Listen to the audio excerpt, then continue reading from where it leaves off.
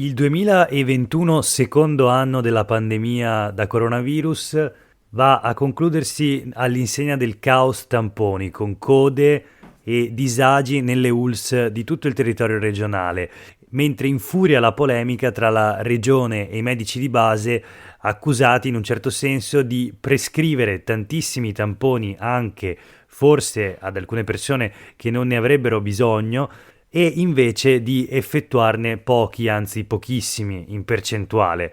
I medici di base naturalmente respingono al mittente le accuse e dicono: il sistema è in crisi e la regione sostanzialmente ci utilizza come capro espiatorio.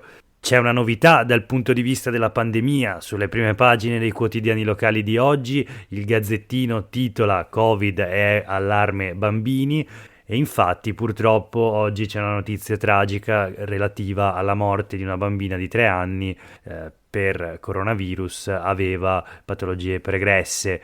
In questo quadro di grande confusione, con decine, in questi giorni 40 al giorno in media, di treni e autobus che nei vari comuni e sul territorio regionale vengono soppressi ogni giorno a causa dei conducenti malati di Covid, in quarantena oppure in isolamento.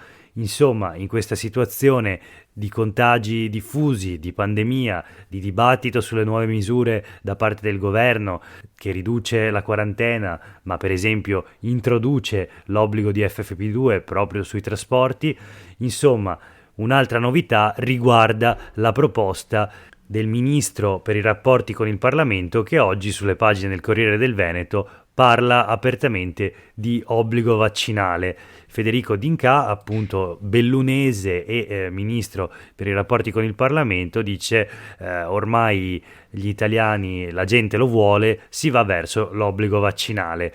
Queste le prime pagine e le notizie dei quotidiani locali del Veneto di oggi. Io sono Jack Calcetto e questo è Sveglia Veneto, il podcast dedicato all'informazione vista da Nord-Est, che da 2 mesi ormai tutte le mattine cerca di accompagnarvi nella lettura della rassegna stampa locale e regionale. L'ultima notizia di oggi, è un'edizione molto breve, riguarda la stangata di fine anno delle bollette. Un rincaro, un aumento che varrà circa 1.000 euro a famiglia. La puntata di oggi finisce qui, noi torniamo a risentirci il 10 gennaio.